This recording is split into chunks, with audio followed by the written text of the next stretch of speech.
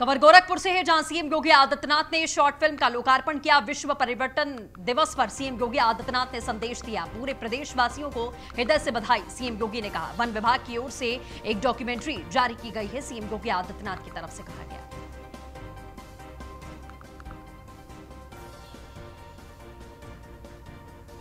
तो वन विभाग की ओर से डॉक्यूमेंट्री जारी की गई है, सीएम योगी आदित्यनाथ ने लोकार्पण किया।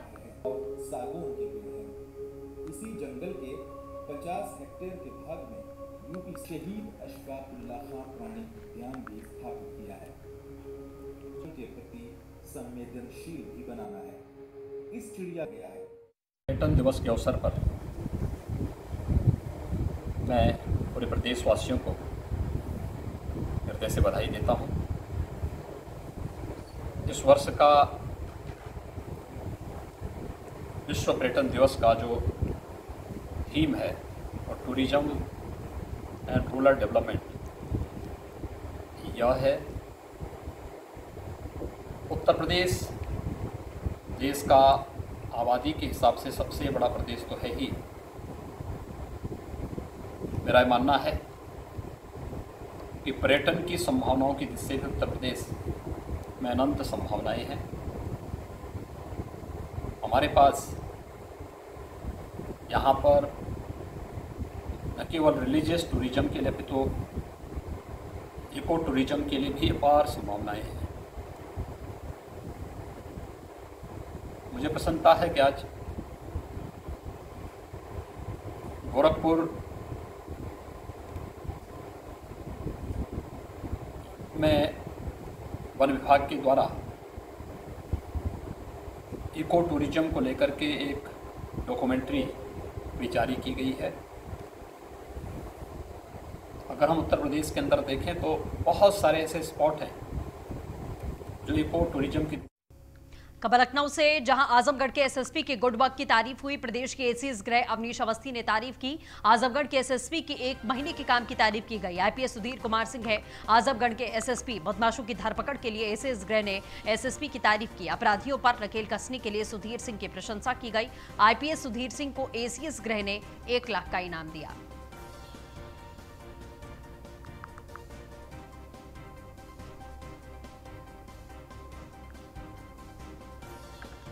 तो बड़ी खबर आपको बता दें, आईपीएस सुधीर कुमार सिंह आजमगढ़ के एसएसपी हैं। अपराधियों पर नकेल कसने के लिए सुधीर सिंह की प्रशंसा की गई है। आईपीएस सुधीर सिंह को एसीएस गृह ने 1 लाख रुपए का इनाम भी दिया है। तो आजमगढ़ के एसएसपी के गुड वर्क की तारीफ हुई है। लखनऊ की यह खबर है। प्रदेश के एसीएस गृह अवनीश अवस्थी ने तारीफ की है सुधीर सिंह की। एसएसपी सुधीर सिंह की आजमगढ़ के एसएसपी के 1 महीने के काम की तारीफ की गई है। 1 महीने में ही जिस तरीके से उन्होंने अपना कार्यशैली दिखाया है और बदमाशों की धरपकड़, जो ऑपरेशन क्लीन लगातार उत्तर प्रदेश में चल रहा है जब से योगी की सरकार आई है। और सुधीर सिंह की बात करें तो 1 महीने का कार्यकाल ही इनका रहा है अभी तक आजमगढ़ में, और उसी की तारीफ करते हुए एसीएस गृह दिखाई दिए। 1 लाख रुपए के इनाम की भी घोषणा की गई है।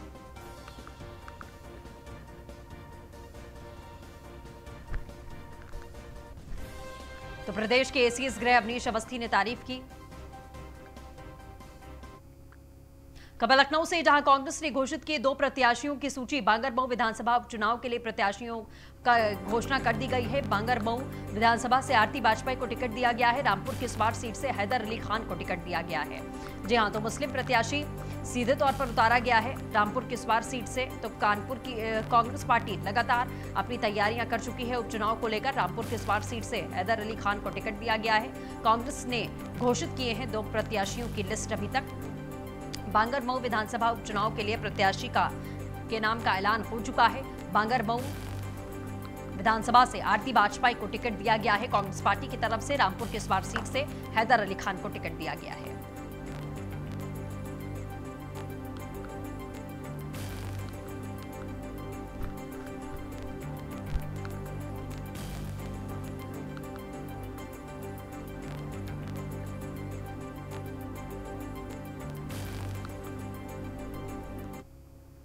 तो उपचुनाव को लेकर बसपा की चुनावी रणनीति भी तैयार हो चुकी है। इस बार पूरे दमखम से 8 सीटों पर बसपा उपचुनाव लड़ेगी। जातीय समीकरण के हिसाब से बसपा सुप्रीमो मायावती तैयारी कर रही हैं। बसपा ने यूपी विधानसभा उपचुनाव के लिए चुनावी बिसात बिछानी शुरू कर दी है। जातीय समीकरण के आधार पर संभावित उम्मीदवारों को मैदान में तैयारियों में लगाए गए मुख्य सेक्टर प्रभारियों को भी जातिगत आधार पर समीकरण बैठाने के आदेश दिए गए हैं। संभावित उम्मीदवारों में कुछ सीटों पर बदलाव की संभावना भी है। जौनपुर की मल्हानी विधानसभा सीट को लेकर पेच फंसा हुआ है। दिल्ली में इस महीने कई चरणों में मुख्य सेक्टर प्रभारियों के साथ में कई दौर की कर चुकी हैं बैठकें। विधानसभा उपचुनाव को ध्यान में रखते हुए कुछ सेक्टर प्रभारियों की जिम्मेदारियां भी बदली गई हैं।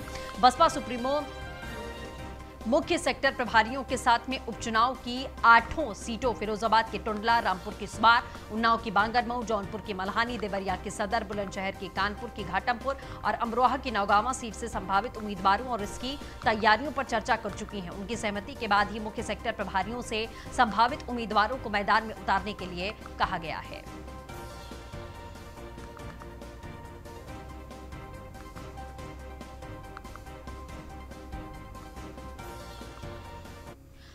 तो अपनी पुरानी सीटों पर बसपा की खास नजर होगी, वो भी हम आपको बताते हैं। बसपा की उपचुनाव में अपनी पुरानी सीटों पर एक खास नजर होगी। खासकर फिरोजाबाद की टुंडला और बुलंदशहर सीट पर नजर है। साल 2017 के विधानसभा चुनाव में इन सभी सीटों पर हारी थी बसपा।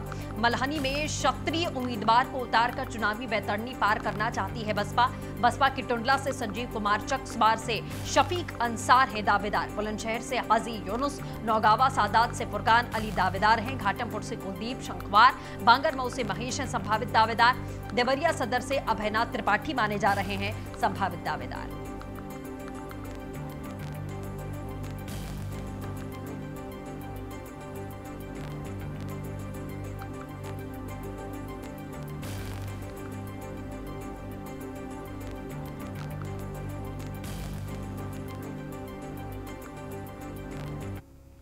खबर मुरादाबाद से है, जहां बीजेपी नेता की मौत से पहले का मैसेज वायरल हो रहा है। बीजेपी नेता ने लिखा था, मुझे बचा लीजिए, मुझे मार डालेंगे। मैसेज करने के 5 घंटे के बाद बीजेपी पार्षद की मौत हो गई थी। 8 सितंबर को टीएमयू कोविड सेंटर में इलाज के दौरान मौत हुई थी। बीजेपी के महानगर अध्यक्ष धर्मेंद्र नाथ मिश्रा को पार्षद राकेश खरे ने मैसेज भेजा था।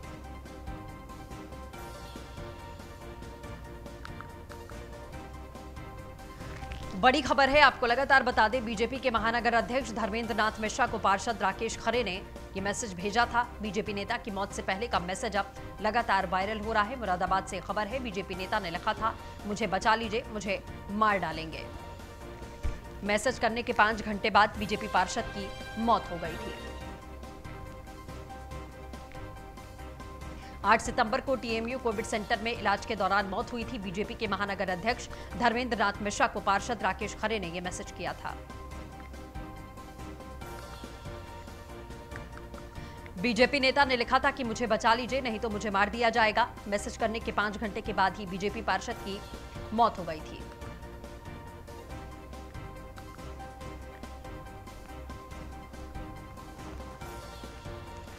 तो बीजेपी के महानगर अध्यक्ष धर्मेंद्र नाथ मिश्रा को पार्षद ने मैसेज भेजा था। अलीगढ़ में भीम आर्मी और आजाद समाज पार्टी के राष्ट्रीय अध्यक्ष चंद्रशेखर आजाद हाथरस की गैंगरेप पीड़िता का हालचाल जानने पहुंचे। जैन मेडिकल कॉलेज पुलिस और प्रशासनिक और एएमयू प्रशासन की ओर से पीड़ित से मिलने से रोका गया। बुलंदशहर में काफिले को रोके जाने के बाद बस में सवार होकर अलीगढ़ के लिए निकले, जिसका वीडियो वायरल हो रहा है। पीड़िता के पास में जाने से रोकने पर भीम आर्मी कार्यकर्ताओं की पुलिस से नोकझोंक हुई। अलीगढ़ के जैन मेडिकल कॉलेज में गैंगरेप पीड़िता से मिलने पहुंचे भीम आर्मी और आजाद समाज पार्टी के राष्ट्रीय अध्यक्ष चंद्रशेखर आजाद ने कहा कि एक भाई अपनी बहन से मिलने आया है।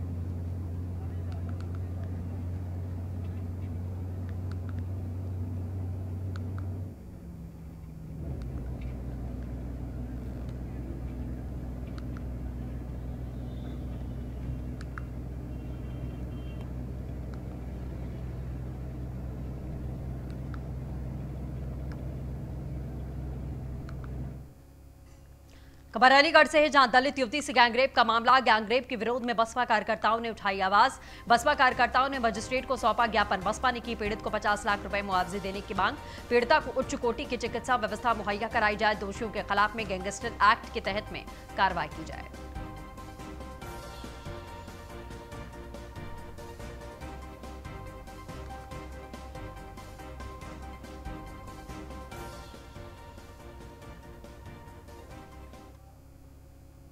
जनपद के चंदबा की एक वाल्मीकि समाज की बेटी के साथ जो गैंगरेप के साथ ही बहुत ही क्रूरता के साथ ये जघन्य अपराध हुआ है, इस संबंध में आज बहुजन समाज पार्टी अलीगढ़ और हाथरस जनपद के सभी सम्मानित पदाधिकारी और हमारे वरिष्ठ पदाधिकारियों के साथ पुराने हमारे जितने भी सीनियर लोग हैं, हम सभी लोगों ने आज यहाँ पर एक ज्ञापन दिया है। उसमें हमने मांग की है कि पीड़ित पक्ष को 50 लाख की आर्थिक मदद की जाए। उसके साथ ही जो विपक्षी लोग हैं जिन्होंने इस क्रूरता को अंजाम दिया है, वो लगातार उन पर और उन्हें धमकियां दे रहे हैं कि आगे उनको देख लिया जाएगा। तो इस घटना को संज्ञान में लिया जाए और कड़ी से कड़ी कार्रवाई करने के साथ ही उनके गैंगस्टर की कार्रवाई उन पर की जाए, ये हम सब लोग मांग करते हैं। कार्यकर्ताओं और पदाधिकारियों द्वारा आज यहाँ एक ज्ञापन की साथी का दिया गया है कि जनपद हाथरस में जो एक बालिका थी मनीषा, उसके साथ जो गैंगरेप और जो भी अमानवीय कृत्य किया गया है उसको लेकर के पुलिस कठोर कार्रवाई करे, इसको न्याय दिया जाए और इन्होंने 50 लाख के मुआवजे की मांग की है। साथ ही साथ उन्होंने ज्ञापन के माध्यम से ये कहा है कि प्रदेश में कानून व्यवस्था को लागू करवाया जाए और साथ ही साथ जो भी दोषी पुलिसकर्मी के कार्यकर्ताओं और पदाधिकारियों द्वारा आज यहाँ एक ज्ञापन की साथी का दिया गया है कि जनपद हाथरस में जो एक बालिका थी मनीषा, उसके साथ जो साल 2022 में होने वाले विधानसभा चुनावों के मद्देनजर समाजवादी पार्टी के मुखिया अखिलेश यादव के निर्देश पर सपा नेता यूपी की सड़कों पर पूरे दमखम के साथ में निकल पड़े हैं। महाराजगंज जिले के परेदा विधानसभा के युवा नेता और पूर्व प्रदेश सचिव अमित चौबे अपनी विधानसभा में साइकिल यात्रा निकाली। सपा नेता की अगुवाई में निकली साइकिल यात्रा में भारी भीड़ उमड़ती हुई दिखाई दी।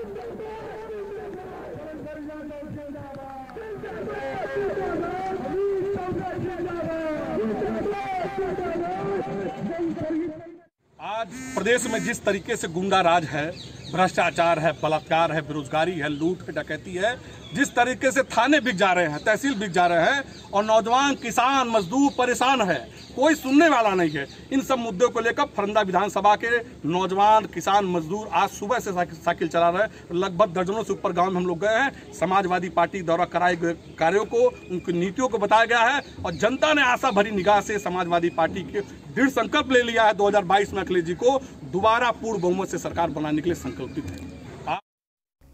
खबर मैनपुर से, जहां राज्यसभा सांसद हरनाथ सिंह का बड़ा बयान। मथुरा में कृष्ण जन्मभूमि के आधी जमीन पर जबरदस्ती किया गया था कब्जा। मुस्लिम भाइयों को अपना दिल बड़ा करना चाहिए, कृष्ण जन्मभूमि के कब्जे वाली जमीन को छोड़ देना चाहिए। मेरा मत है कि एकदम मस्जिद को हटा देना चाहिए। कृष्ण जन्मभूमि पूरी तरीके से मुक्ति होनी चाहिए। इस्लाम में किसी भी भूमि को जबरदस्ती लेने का अधिकार नहीं है। जबरदस्ती किसी भूमि को लिया गया तो खुदा इबादत स्वीकार नहीं करता। राहुल गांधी गैर जिम्मेदार आदमी है, झूठ का व्यापार करते हैं, हरनाथ सिंह ने कहा।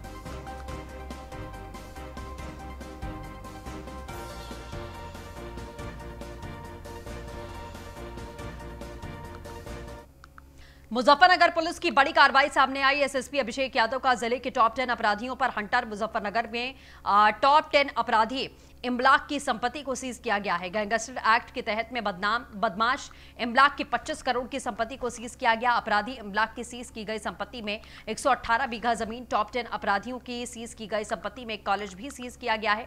प्रदेश के एसीएस गृह अवनीश अवस्थी ने इनाम का ऐलान किया। कार्रवाई करने वाली पुलिस टीम को 50,000 के इनाम का ऐलान किया गया।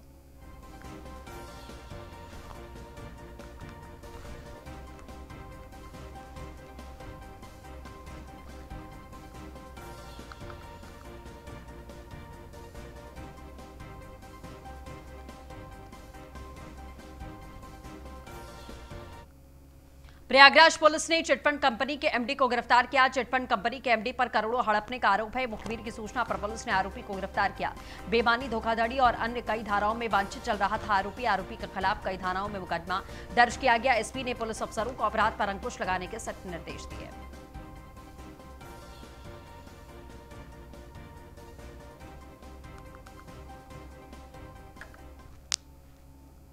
समस्या ये है कि एक आदमी है शिवजी गुप्ता जी हैं। ये दिल्ली के रहने वाले आदमी हैं।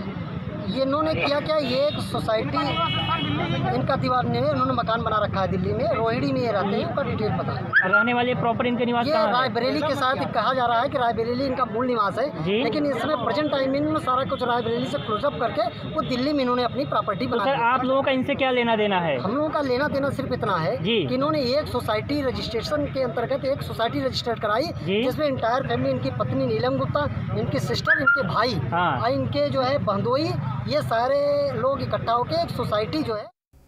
महिला डॉक्टर ने आत्महत्या की, अस्पताल के कैंपस में लगाई फांसी। कुछ दिन पहले हुई थी शादी। सरोजनी नगर के टीएस मिश्रा अस्पताल में तैनाती है, पुलिस ने शव को कब्जे में लिया।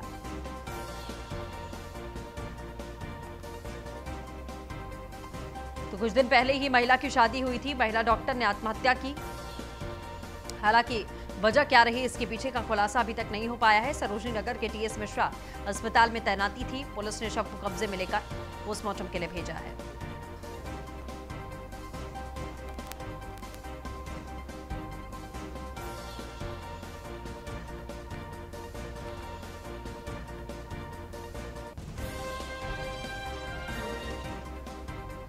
तो महिला डॉक्टर ने आत्महत्या की, सरोजनी नगर के टीएस मिश्रा अस्पताल में तैनाती हुई थी। कुछ ही दिन पहले महिला की शादी हुई थी और क्या कुछ वजह रही आत्महत्या करने की, इस बात का खुलासा अभी तक नहीं हो पाया है। नोएडा पुलिस की बड़ी कार्रवाई, एक महिला गांजा तस्कर को गिरफ्तार किया गया। महिला के पास से 8 किलो से अधिक गांजा बरामद किया गया। महिला के ऊपर पहले से भी मुकदमे चल रहे हैं। जिला एटा की रहने वाली है महिला, नोएडा के थाना फेज 2 पुलिस ने गिरफ्तारी की।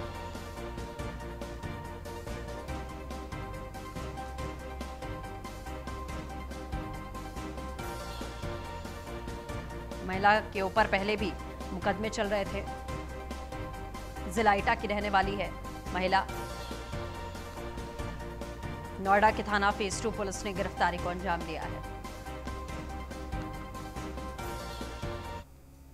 नोएडा पुलिस की सराहनीय पहल, नोएडा पुलिस ने शुरू की पुलिस सखी सेवा। रेप पीड़ित महिलाओं के जीवन रंग भरने की कवायद की गई है। वारदात के बाद अक्सर अवसादग्रस्त हो जाती हैं पीड़िताएं। दुष्कर्म की घटना के बाद में समाज परिवार से कट जाती हैं पीड़िताएं। अवसाद से बाहर निकालने के लिए पुलिस ने इस पहल का आगाज किया है। डीसीपी महिला सुरक्षा वृंदा शुक्ला ने बताया है कि एक नई शुरुआत की गई है, जिसमें जो बच्चे युवती रेप से पीड़ित हैं, जो अवसाद में चले गए हैं, उन्हें कैसे बाहर लाया जाए।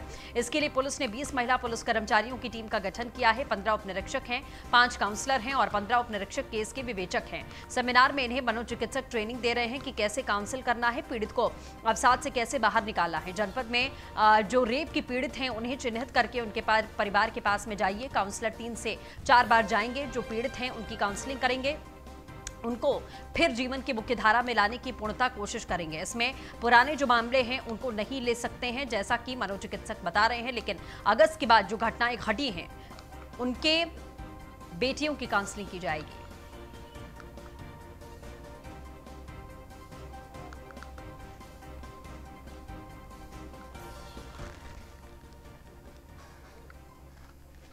बहुत अच्छे। और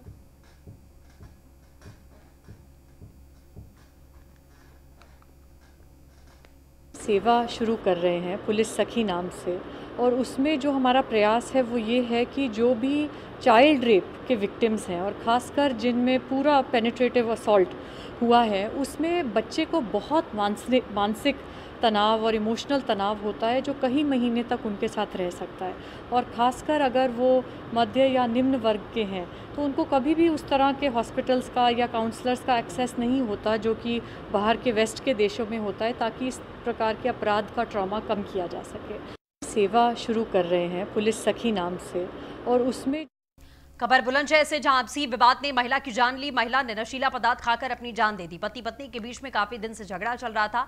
पुलिस ने शव को पोस्टमार्टम के लिए भेज दिया है। परिजनों ने ससुराल पक्ष के खिलाफ में मुकदमा कराया। बुलंदशहर के नरसेना थाना इलाके का ये पूरा मामला है।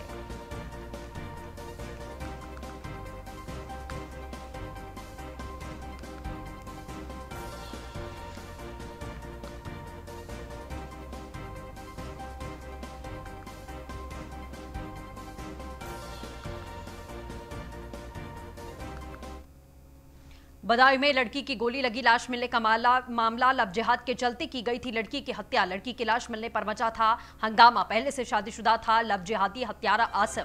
पहचान बदलकर राजकुमार नाम से जाल में फंसाया। निकाह करने के 1.5 साल बाद ही कर दी गई हत्या। धर्म के खिलाफ शादी के विरोध में था लड़की का भाई। आसिफ ने लड़की को धमकाकर शादी के लिए तैयार किया था। भाई को फंसाने के लिए लड़की के हाथ में गोली मारने की बात कहकर गोली मारी गई। लड़की की हत्या के दौरान शामिल था हत्यारे आसिफ का एक दोस्त। आपराधिक प्रवृत्ति का था लव जिहादी हत्यारा आसिफ के बाप और भाई पहले से ही जेल में बंद हैं।